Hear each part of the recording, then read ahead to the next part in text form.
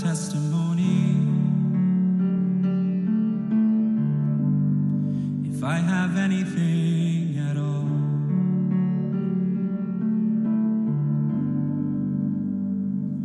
no one ever cared for me like Jesus. His faithful hand has held me all this way. And when I'm old and gray and all my days are numbered on the earth, let it be known in you alone my joy was found.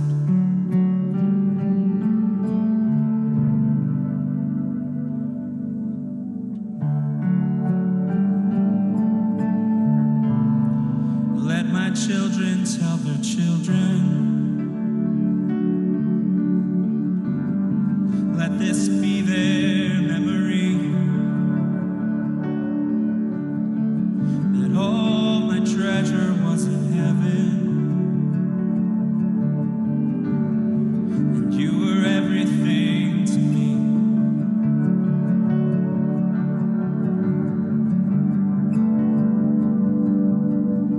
No one ever cared for me like Jesus. His faithful hand has held me all this way. And when I'm old and gray and all my days are numbered on the earth, let it be known in you alone my joy was found.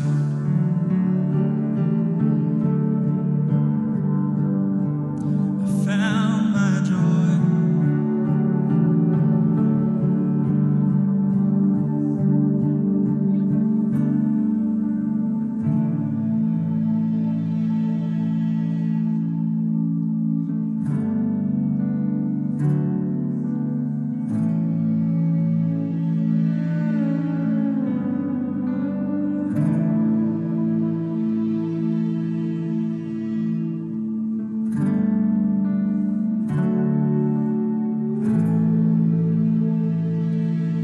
I'm still in love. You're still enough for me. Still all I want.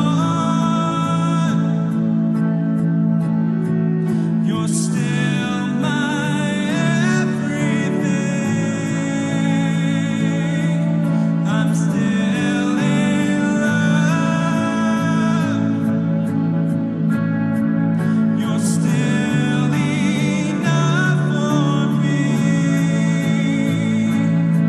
Still all I want. You're still my everything. No one ever cared for me like Jesus. His faithful hand has held me all this way. And when I'm old and gray and all my days are numbered on the earth, let it be known in you alone my joy was found.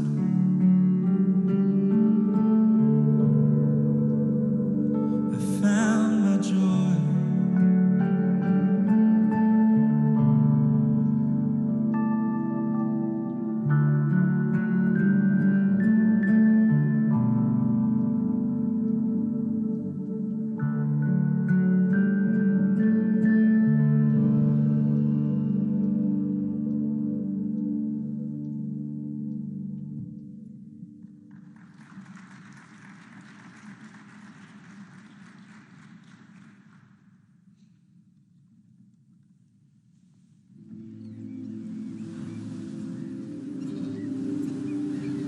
Rhythms are everywhere. Our Creator fills our lives with them and sustains all of His creation with healthy rhythms designed to expand life and replenish life. From the beating of our hearts within us to the changing of the seasons around us. All of life moves forward on God's timeline and on God's rhythms. But has it occurred to you that God's growth in your life also operates on rhythms? That all of your life will unfold in God-ordained seasons, each to be enjoyed and each one preparing us for the next. Discover God's rhythms, His unfolding grace for each new challenge and transition of life. Savor this season and strengthen the next.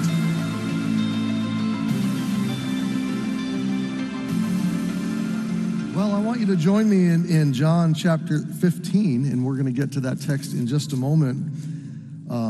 We are studying rhythms, how God ebbs and flows in our lives, in seasonal patterns and in recurring ways.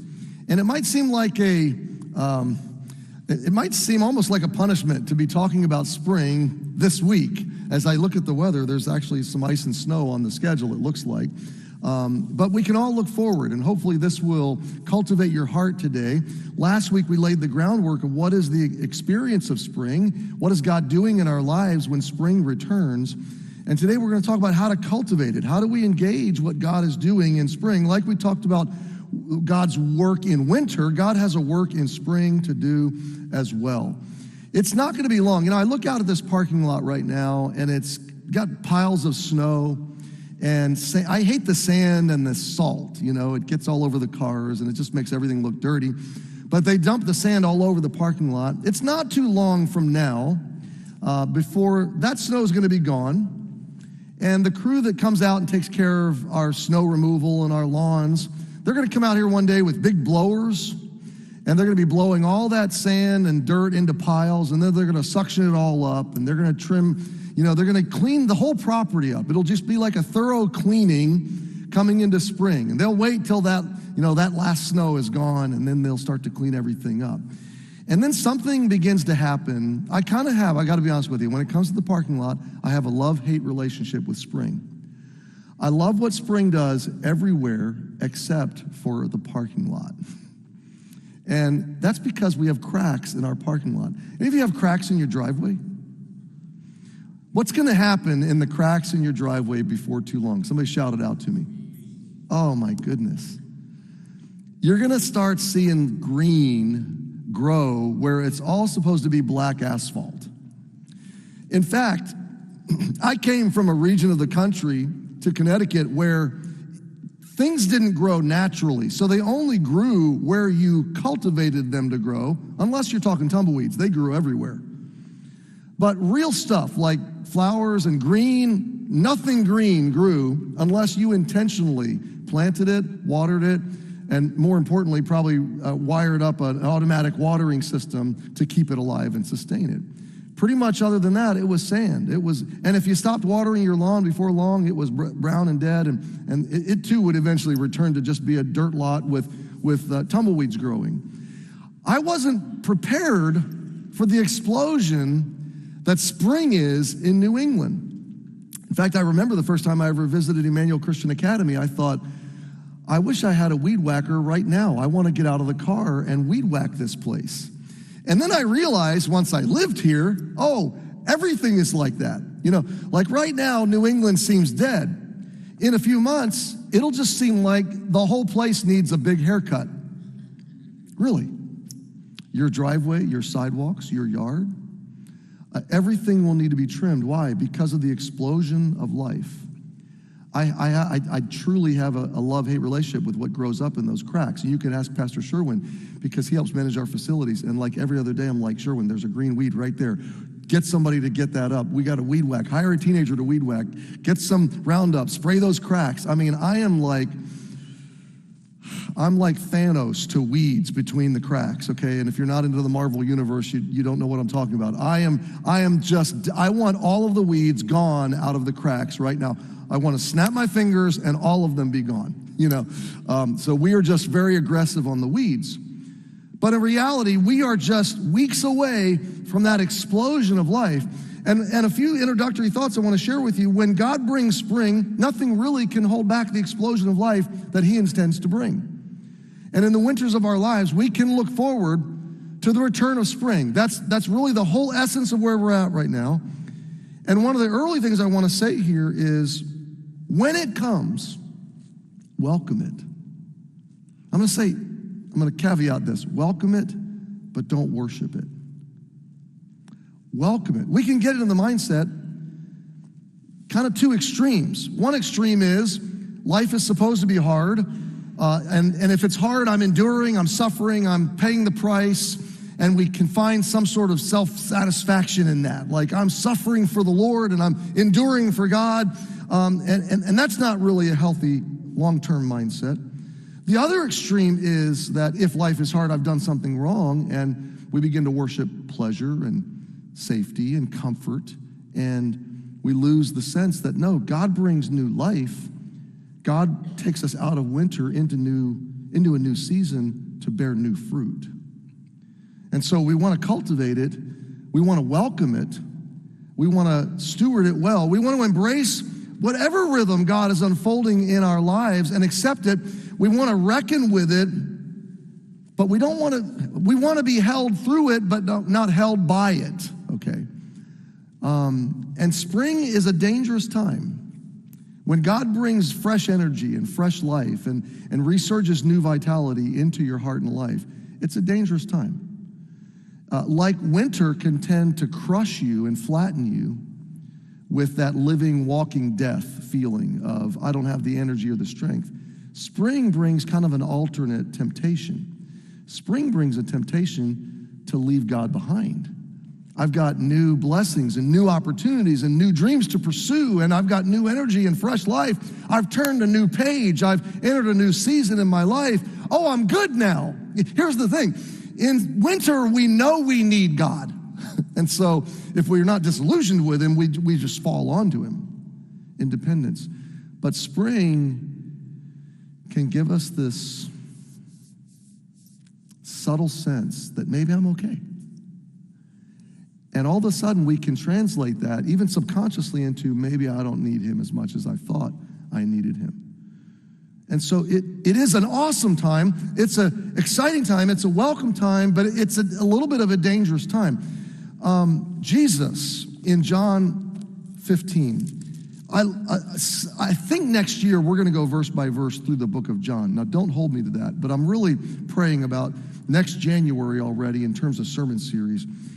John 14, 15, 16, 17 is the day, the night, the evening before Jesus is crucified. And the last 8 months or so of Jesus' ministry, his message transitioned from purely a gospel, believe me message, believe in me message, to a discipleship, follow me, here's what discipleship will cost, preparing his followers for disappointment, preparing them for the story to shift underneath their feet in ways they weren't expecting or they weren't quite prepared for. They didn't want him to die. They didn't want to hear him talk of it. They rebuked him when he talked about it. They didn't totally comprehend what he was even getting at. I'm going away. I'm giving you the comforter. And all of this passage is Jesus teaching his followers at this pivotal, critical, vital moment, okay? They're getting ready to go through a short winter. And then when you turn the page to the book of Acts 1 and 2 and 3, spring is going to explode, okay? They're going to have new life, new power. The Spirit of God is going to fill them, come upon them. Pentecost, Jerusalem, 3,000 believers. A few days later, 5,000 believers. The church is going to explode in new life and new energy. And so what Jesus is telling them right now is really how to navigate spring. These instructions in John 15 are really about spring. They're springtime instructions. So let's read. I only put a couple verses in your outline, so I want you to turn to it in your actual physical Bible or in your app with me. And I want to read the first part of John 15. And I pray today that this will nourish you and me, because we all need this. We all need to get ready for spring. And I'm not talking about weather, I'm talking about life. Jesus speaking, the eve of his death, preparing his followers as they're getting ready to enter a real dark night, he's going to tell them, spring is coming, and here's how you need to be ready for spring. I am the true vine, and my Father is the husbandman. Every branch in me that beareth not fruit, he taketh away. And every branch that beareth fruit, he purgeth it, that it may bring forth more fruit. Now ye are clean through the word which I have spoken unto you. That's the gospel. We're clean by the gospel. We're purified. We're saved. We're brought into Jesus by these gospel words that he's been teaching all this time. Now verse 4, abide in me and I in you. So once I pray and trust Christ, he's in me, I'm placed into him, but Jesus continually uses this word, abide, abide, abide. Okay, we're going to come back to it. Abide in me, it's a choice that I have to make. And I in you, as the branch cannot bear fruit of itself, except it abide in the vine, no more can ye, except ye abide in me. Read verse 5 out loud with me. Ready, go. I am the vine, ye are the branches. He that abideth in me, and I in him, the same bringeth forth much fruit. For without me, you can do nothing. I'll continue. If a man abide not in me, he's cast forth as a branch and is withered, and men gather them and cast them into the fire, and they're burned. If you abide in me, and my words abide in you, you shall ask what you will, and it shall be done unto you. Herein is my Father glorified, that you bear much fruit. So shall you be my disciples. So Jesus lays the groundwork here of what spring is like and how his followers should anticipate behaving to navigate spring carefully and wisely, to steward spring. You see, in spring, life has ceased to be hard, but it has become extremely strategic. What I do with this new life, what I do with this springtime, how I steward it, how will I invest the new energy, the fresh strength? How will I cultivate the new growth and the forward momentum? The question essentially is, who will I become in spring? Who will I be as I seize these new opportunities, as I enjoy new dreams?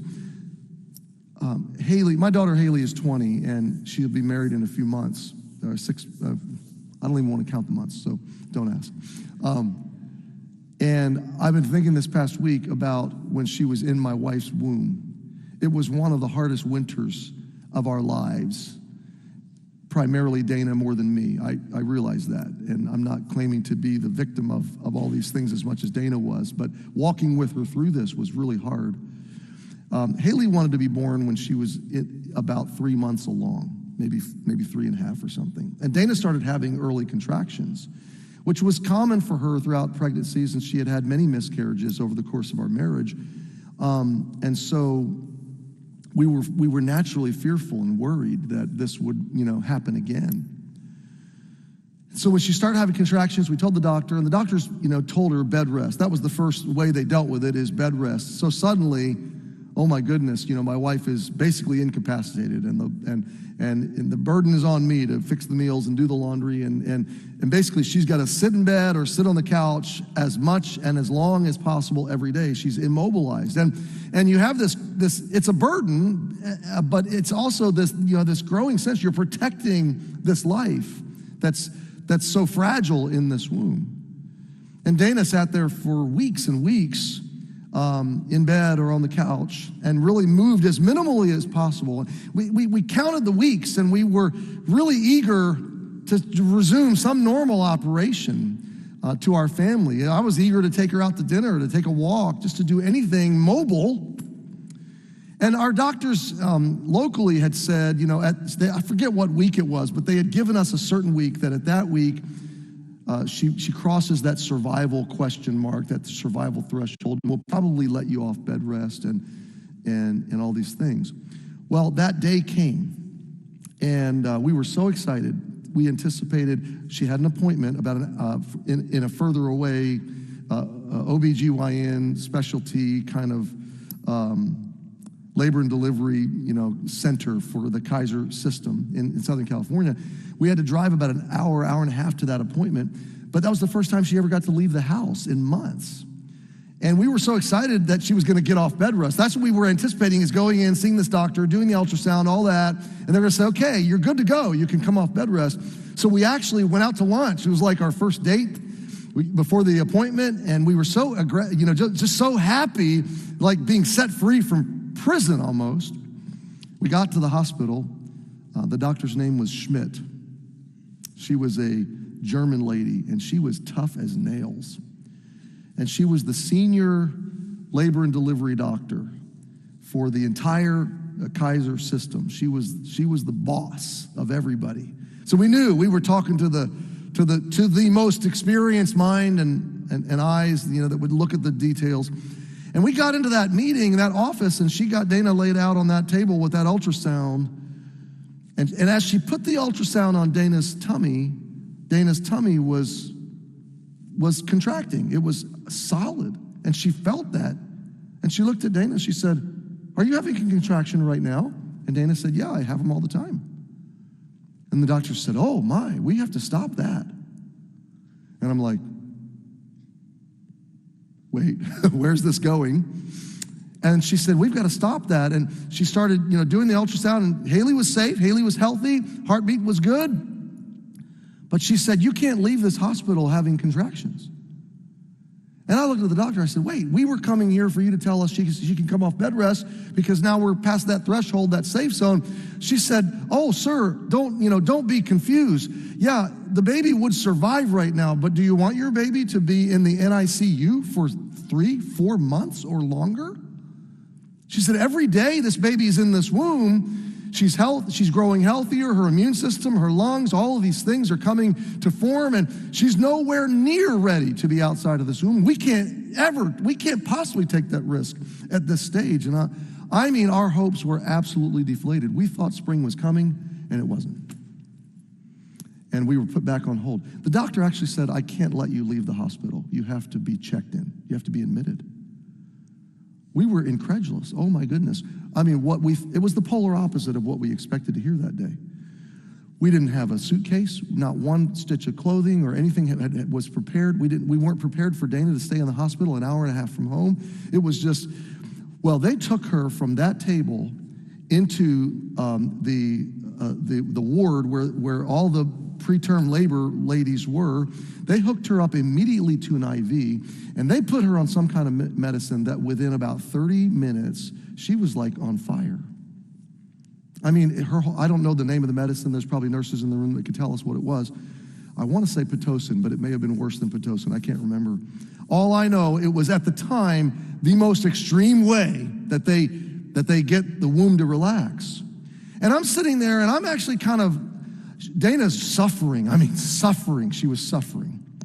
And the nurses were coming and going, and finally one of the doctors came in, and I said, "What's going on?" And the lady said, "What do you mean?" I said, "They told us at our other doctor that this was the day she could be off bed rest, and we were kind of going to be set free, and we come here, and you guys are more panicked than anybody has been up to this point, and I just don't understand it." And I got a little bit frustrated. You ever get that way? And the doctor looked at me, and she got a little perturbed with me. She stood up straight. This isn't Dr. Schmidt. This was one of her well-trained militant officers. And that doctor looked at me, and she said, "Mr. Schmidt, listen to me right now." And Dana's suffering.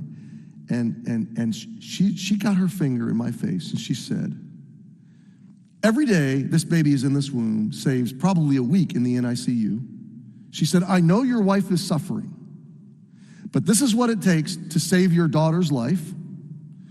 And we know what we're doing. Trust us." And then she said this, "After this baby is born, you won't even remember this happened." She rebuked me. I thought she was going to slap me.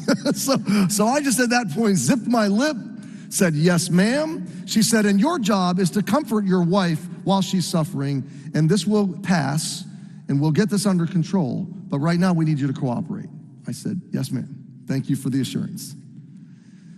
Well, Dana came through those moments. They admitted her. I went back to the house, got her stuff, brought it back down. And so it began, I can't even remember, Dana can tell you, 3-4 weeks of her being in bed in the hospital.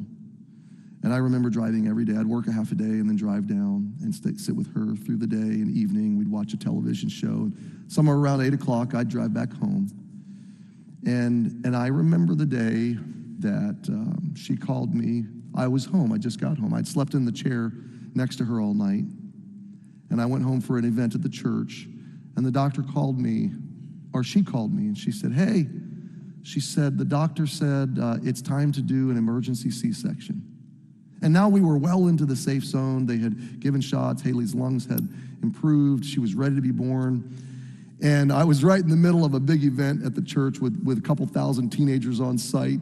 And I remember being on the platform and somebody brought me the phone and said, hey, or they were waving at me, come talk to your wife on the phone. And so I grabbed that phone and she said, get back down here. I said, are they taking you in right now or do I have time to get there? She said, no, they're gonna wait for you. I said, okay, I'll be right there. I rushed home, I changed clothes, I grabbed my stuff. I made a beeline an hour and a half down to Woodland Hills in Southern California and got there just in time, and they took us into surgery, and I'm sitting there by Dana's face as they operate. And I'll never forget them handing Haley over to Dana, bringing her around. She couldn't hold her. She was all, geared up and all the stuff, but she could see her face. They showed her to me, and they rushed her off to the NICU, and they took Dana into recovery. And I was kind of there, and nobody was there, just me. My wife's in recovery. My new daughter's in NICU. And I just thought, what am I going to do right now? And I went to BJ's, which is a restaurant. I was hungry. This is what men do when they're alone. I'm hungry. I want a sandwich. I sat down in the booth alone. Waitress came over and she said, can I help you? I said, yes, I'm celebrating. She said, what are you celebrating? I said, I have a new daughter.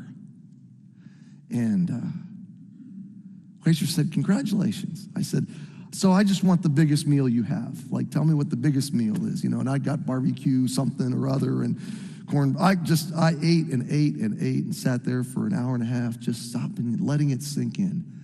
I have a daughter. And I'll tell you what, Dana and I totally forgot what was happening in winter. And all of a sudden it dawned on me, uh-oh, I have a daughter. The yay moment turned into a new opportunity, a new responsibility. This is what I want you to have a sense of today. Spring is a yay time, but it's also a strategic time. Spring is a cultivating time of how do I steward and cultivate, how do I nurture this growth so that I can be bearing the fruit that Jesus wants me to bear. And I want you to consider 3 principles of navigating, cultivating, seizing the responsibility that spring is. You don't want to get into summer with everything overgrown and not really strategically bearing fruit.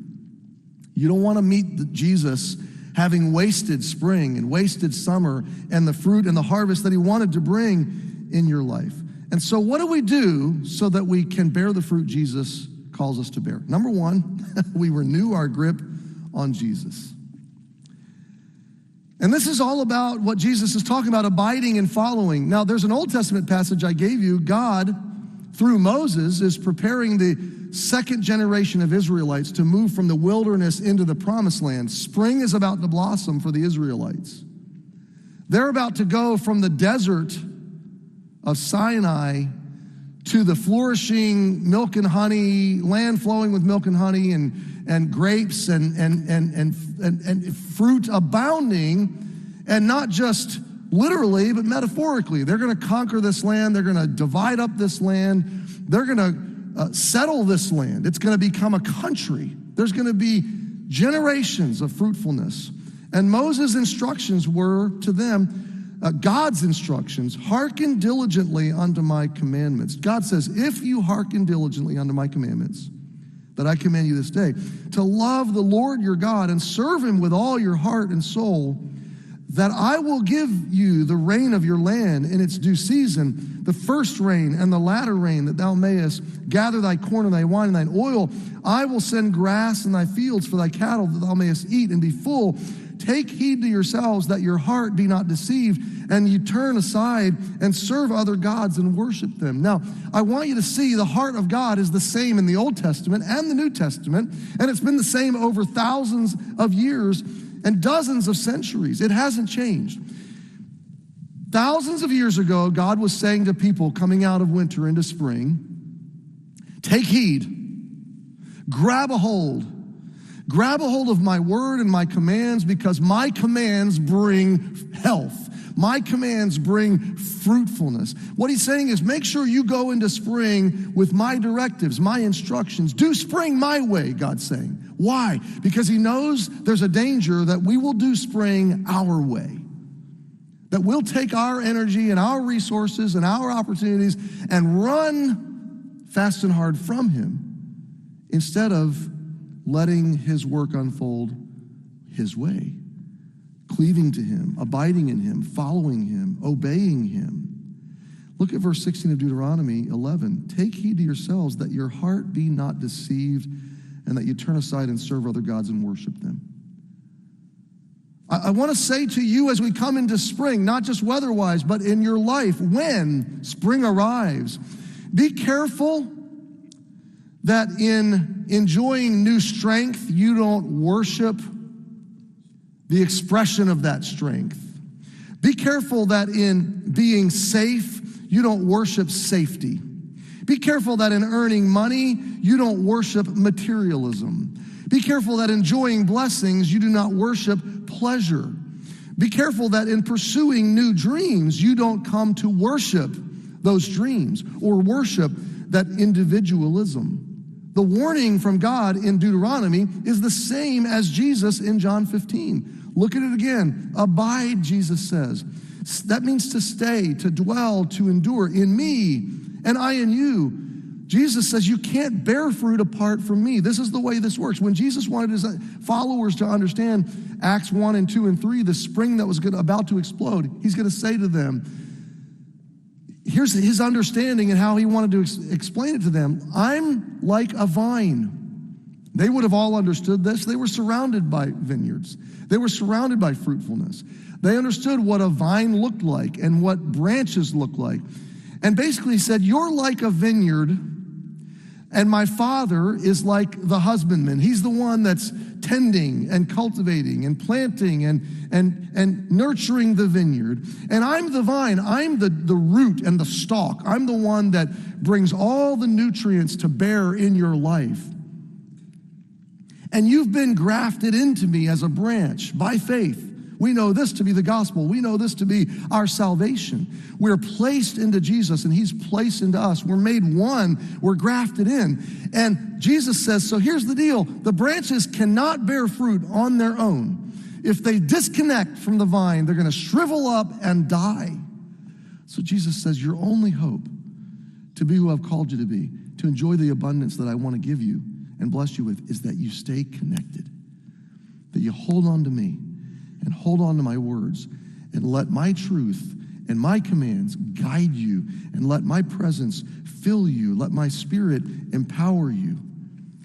I am the vine, you are the branches. He that abideth in me, the same bringeth forth much fruit. I read this past week a chapter in Max Lucado's book, several chapters actually, called Jesus. Great book. I just encourage you to grab it. It'll just nourish your soul. But there's a chapter in that book called I Am the Vine. And I want to read you a quote of the way Lucado describes this, because it so blessed me. The Father tends, Jesus nourishes, we receive, and grapes appear.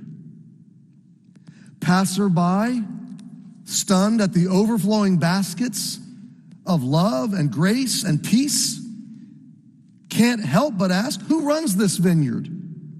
And God is honored. For this reason, fruit bearing matters to God, and it matters to you. You grow weary of unrest. You're ready to be done with sleepless nights. You long for the fruit of the Spirit. But how do you bear this fruit? Try harder? No. Hang tighter. Our assignment is not fruitfulness, but faithfulness. The secret to fruit-bearing and anxiety-free living is less about doing and more about abiding. Come live in me, Jesus invites. Make my home your home. Odds are, you know what it means to be at home somewhere. To be at home is to feel safe. The residence is a place of refuge and security. To be at home is to be comfortable. You can pat around wearing slippers and a robe. To be at home is to be familiar. When you enter the door, you needn't consult the blueprint to find the kitchen. Our aim, our only aim, is to be at home in Jesus. He is not a roadside park or a hotel room. He is our permanent mailing address. Christ is our home. He is our place of refuge and security. We are comfortable in his presence, free to be our authentic selves. We know our way around in him. We know his heart and his ways. We rest in him, find our nourishment in him. His roof of grace protects us from storms and guilt. His walls of providence secure us from destructive winds. His fireplace warms us during lonely winters of life. We linger in the abode of Christ and never leave. The branch never releases the vine, ever. Does a branch show up on Sundays for its once-a-week meal? Only at the risk of death. The healthy branch never releases the vine. To do so would interrupt the flow of essential nutrients. So Jesus' first instruction as we come into winter is hold on to me. Let me grow the fruit I want to grow. The Old Testament view of it was follow my commands, grab a hold of my instructions, bury your heart in doing this God's way, and wait and see what God is going to do. I'll never forget taking my family to a mall in Southern California one Christmas many years ago. The kids were little. Haley was a baby in a stroller. The boys were just barely old enough to walk around the mall with us, and maybe a little older than that. And we got into that mall at Christmas time. I don't know what we were thinking. We were coming back from a fun day away, and we were looking for a place to eat. And I said, hey, it's Christmas. Let's go to the mall. It's always fun to go to the mall around Christmas time. We picked the wrong mall at the wrong time in the wrong place. I'm telling you, it was the Glendale Galleria. It's one of the biggest malls in Southern California. And everybody sent out an email that day saying, come shopping tonight, because we got to that Galleria, and it was smashed with people. I mean, we still needed to eat. Otherwise, I would have just gotten in the car and gone home. We needed food. But we got into that mall, and as soon as we walked in the door, I just kind of panicked. Like, I've got 3 little kids and a wife. How do we keep them together in this massive rush of people? And you know what we did? I said, grab a hold, everybody. Everybody grab mom's and dad's hands and stay close to us, because we're going to get through this crowd. The Schmidt family mission, we're going to find food. But hold on tight. And so that's Jesus' instruction to you at spring. Hold on tight. There's going to be some great fruit in your life, but don't let go. Spring tempts you to let go. Spring tempts you to kind of walk your own way. But Jesus warned us not to do that. Secondly, very quickly, resume your ministry in Jesus' vineyard. Resume your ministry in Jesus' vineyard. And the metaphor switches at this point in the message on purpose. Because Ecclesiastes 3, Solomon said, to everything there's a season, a time to every purpose under heaven, a time to be born, a time to die, a time to plant, and a time to pluck up that which is planted. The planting effort is what I want to talk about right now. Ecclesiastes 11 is what speaks to this. The expending of our lives, the planting of our lives in ways that are multiplication-oriented. And Solomon in Ecclesiastes 11 gives a lot of metaphors, but he begins with this phrase, cast your bread upon the waters, thou shalt find it after many days. Then he switches the metaphor to verse 3, if clouds be full of rain, they empty themselves on the earth. I'm going to come back and explain these metaphors very quickly. And if the tree fall toward the south or toward the north, in the place where the tree falleth, there it shall be. He that observeth the wind shall not sow, he that regardeth the clouds shall not reap. Verse 6, in the morning sow thy seed, And in the evening withhold not thy hand, for thou knowest not whether it shall prosper, either this or that, or whether they both shall be alike good. What is Solomon teaching us in Ecclesiastes 11? He's teaching us about life, and he's explaining that I'm going to bring it into our metaphor, the spring times of life, the planting times of life, are times where we strategically expend. We strategically give. We strategically invest. There are financial principles here, but they're not only financial, they're life principles. Because you don't just spend money, you spend time, you spend energy, you spend a lot of things in your life. You guys with me? Okay, we spend a lot of things. And Solomon's saying, yeah, you're going to spend your life. And one of the first things he's speaking against right here is not spending it. Because there is a part of us that and we have a culture that idolizes, worships, is addicted to safety and comfort. And this is a bit of a subjective line that I'm going to talk about right now. But somewhere between brash, thoughtless, careless foolishness on one extreme and ridiculous fear and anxiety, and I'm never going to leave my house again thinking, somewhere in the middle of that, every one of us has to reckon with this. At what point is risk reasonable again? I'm not going to try to attempt to answer that question, because if there's 800 or 1,000 people in our church, there's 1,000 different answers, okay?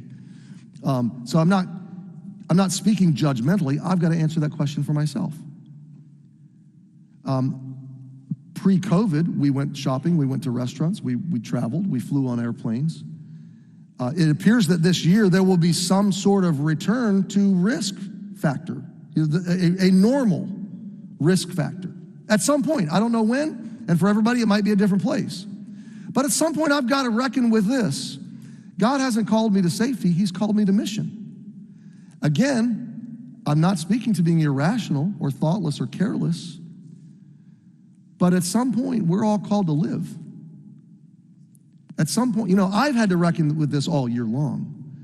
And it's easy for me to make the decision for me. That's why I've never tried to make a decision for anybody in our church, and I won't. I can make the decision for me. I've placed myself in lots of positions and lots of situations that others for me would have said, don't do that. That's dangerous. You're risking yourself. But I've got to weigh this. At what point do I obey God in my call versus just sitting around trying to stay alive? And that's kind of what Solomon is dealing with here. He's saying, live your life. Cast your bread upon the waters is an investing term. He's saying, get your grain out onto multiple ships. Get your commerce flowing multiple directions. Diversify. Invest your life strategically. And you don't know where it's going to be the most profitable. But pour yourself into as many opportunities as God would give you. Again, not simply financially, but in every way. And then he says, clouds were made to rain. That's verse 3. In other words, clouds are not designed to just hold water indefinitely.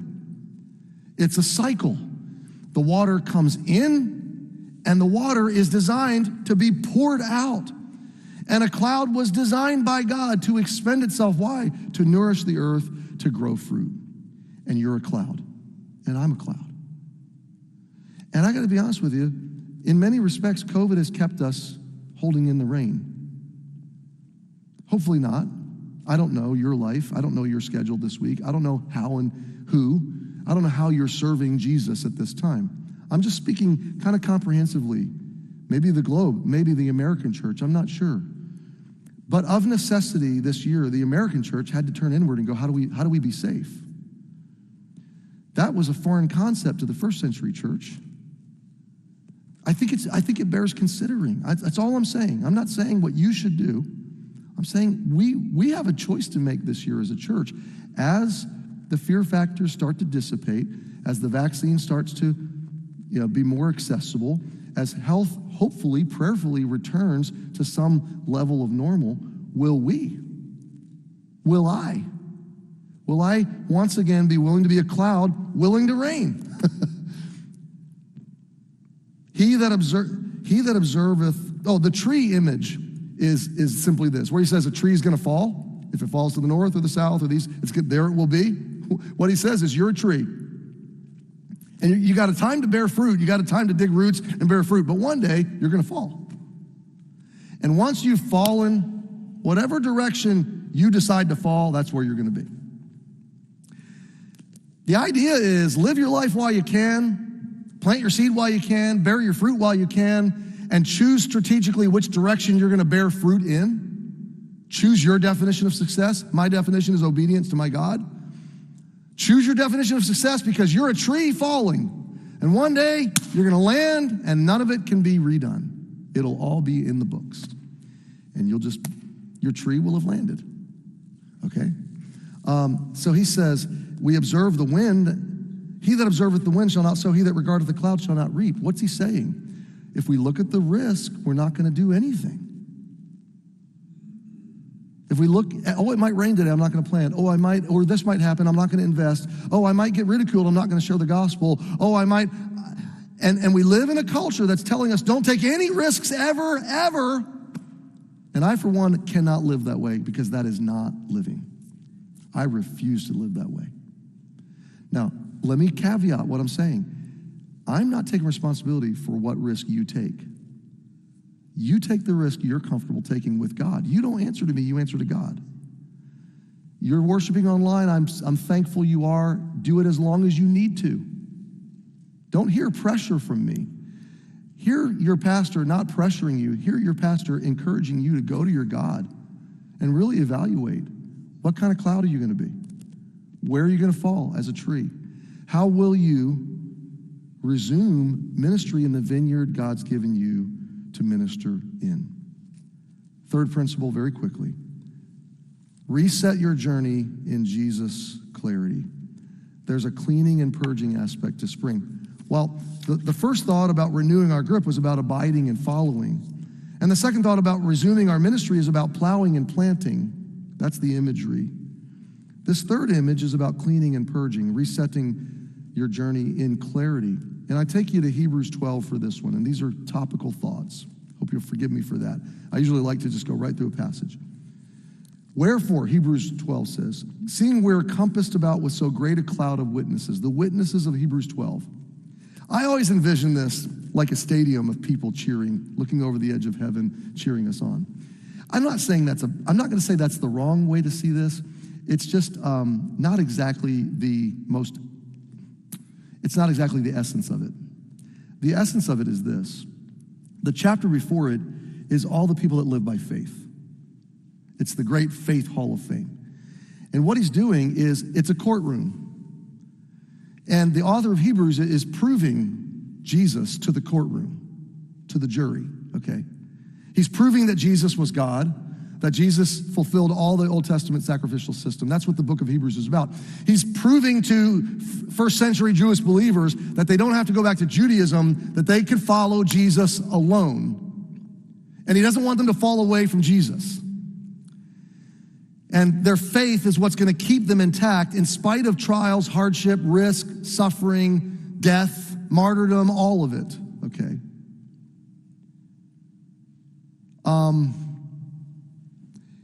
And so he says, because we are surrounded by this great cloud of proof cases, witnesses, all of these people would stand in the court, come to the witness stand, and testify to the faithfulness of God through their trials, through their hardship, through their risk, and glad they took the risk to trust God. All of them would stand to testify, to witness to the reliability of our faith on this journey of following God. And so he says, because of these witnesses, let us lay aside every weight and the sin which doth so easily beset us. I don't know if you track this. All 3 points All three passages reference the idea of being knocked off course. One is idolatry. One is just withdrawing, disconnecting from Jesus, not abiding. This one is being laden down with things we can't run in or run with or run well through life spiritually. It all kind of hones in on the same idea that we can be knocked off course in spring. When we should be running, we're tripped, we're flattened, we're off course. We're weighed down by what built. I don't know if you've noticed this. Winter has a way of building things up. Right here, downstairs in the basement, stuff just grows. You know, I eat a lot of sweet stuff in winter, comfort food, I guess. You know, pasta and bread, and oh my goodness, I'm getting hungry just thinking about it. Extra weight, extra stuff. And what do? I know Dana does this. When spring breaks, boy, I'll come home one day, and all of a sudden all the windows of the house will be open. The breeze will be blowing through. She'll be vacuuming every corner and cobweb, and there'll be extra bags of trash. And I mean, just all of a sudden you want to clean out things. Why? Because the beautiful part of the year you want to kind of get ready for. You want to be able to enjoy it. You want to run light. Spring is a season to run, so it's a season to shed that which hinders my running. So one of the ways we steward spring is we ask ourselves, what's slowing me down? What's distracting me? What has crept into my life unawares and has kind of grown and surged and become present, and I got to get rid of it. When I was a kid growing up in Georgia, a young teenager, we lived way out in the country, and we would drive out this 2-lane country road, and all along the sides of the road, there was this vine, there still is, that grows in that part of the world called kudzu. Kudzu. It's actually from Asia. It was transplanted to America in the late 1800s. In the early 1900s, it became like a thing that they were encouraging everybody to plant all around the South, that it was going to revitalize homes and gardens and fields, and so they really spread it. But then it became almost a mythical threat because it grows so fast. Kudzu will grow out of control like overnight. And I just remember this experience, and it's not so out of control now as it used to be. I just remember driving down the road to our house and driving down our long driveway. We had a long driveway, and you couldn't even see the trees. The kudzu had grown so much and overtaken things. And I just want to ask you a question. Do you go into spring with your spiritual life looking like that? Do you go into a new season of fruit bearing and health and vitality and following God with an overgrown life? And I hope you won't. I hope you will let God do the purging work that he wants to do. So, to review, renew your grip on Jesus. Resume your ministry. Be the cloud God called you to be. Reset your journey. Run with patience. Run light. Be willing for God to clean out and purge what needs to change so that you can run the race he's called you to run. I wish I had time to review with you Paul's story in Athens and then going to Corinth and Thessalonica. We've been studying it in 1 Thessalonians. Paul went through a long winter when he left Thessalonica and went to Corinth. You can look it up for yourself in Acts 18. There was this moment, though, when his friends returned to Corinth with an offering and with good news. And the good news was the church at Thessalonica is doing great. And Paul's spirit was re-energized. The words used in Acts 18 was he was pressed in his spirit. The sense of it was not just that he was burdened, but that he was reignited, that he was repassioned by God. Now, church family, listen, and those of you online, listen. I know what God wants to do. He's brought us through and is bringing us through a long winter. And I'm not talking about January, February. I'm talking about COVID. I pray, I anticipate, I don't know when and how, we'll feel and see spring coming. What I want us to take away from this as a church family is, will we be ready for spring? Will we be ready when God shows up at Corinth with good news and when he revitalizes, when he revives, when he repassions us? Will we be abiding? Will we be running light and ready to go for his glory? Because our mission has not changed. And I want to close with this thought: the best spring of all is the spring where you meet Jesus. And spring can start today for anybody that doesn't know Jesus. Jesus said, I am the vine, my Father is the husband, every branch in me. Every branch in me. What is that all about? It is about the fact that Jesus came to provide my redemption, to offer justice on my behalf. He became the substitutionary atonement for my sin. He faced a reckoning so that I could be reconciled to God. And when he comes into me, he called it new birth. Paul said, if any man is in Christ, he is a new creature, spring. And if you have never been reconciled to God, if you're within the sound of my voice, you've never received the reconciling work of Jesus on your behalf, then spring begins the moment you decide you want Jesus to save you. The moment you admit, I'm sinful and I need a Savior, and Jesus is spring to me, and I want the new birth that only he can provide. And I would invite you to make that decision today. Friends, I don't know how this hit you. It hit me pretty hard this week. But I hope you will prayerfully renew your grip, retain your grip on Jesus, resume the ministry he calls you to, in whatever way that looks for you right now. And be prepared to reset your journey, to run the way Jesus calls you to run. Let's have our heads bowed and our eyes closed. Father, thank you for this time. I pray that something I said will encourage my friends. Thank you for our church family. I pray that you would prepare us for spring. I pray that we'll celebrate spring, but more than that, I pray that we be very careful with spring, to be faithful stewards in it. With our heads bowed and our eyes closed, if you've never trusted Jesus as your Savior and you want to, I'd like to give you the opportunity. If you've never received the new birth and new life that he offers you, it's real simple. He says, for whosoever shall call upon the name of the Lord shall be saved. For God so loved the world that he gave his only begotten Son, that whosoever believeth in him should not perish, but have everlasting life. The way you believe in Jesus is you place your trust in him by faith in prayer. And that prayer would go something like this, and I would invite you to pray a similar prayer sincerely from your heart. It is not a repeat after me, recite these magic words. That's not the way this works. This is a decision of the heart. I'm simply helping you put words to your heart. If this is your heart, you pray, you cry out to God, he will answer this prayer. Jesus, between you and me, I admit that I'm sinful and broken. I'm guilty. In your courtroom, I'm guilty. And I realize I'm condemned. And I admit, there's no way I can save myself.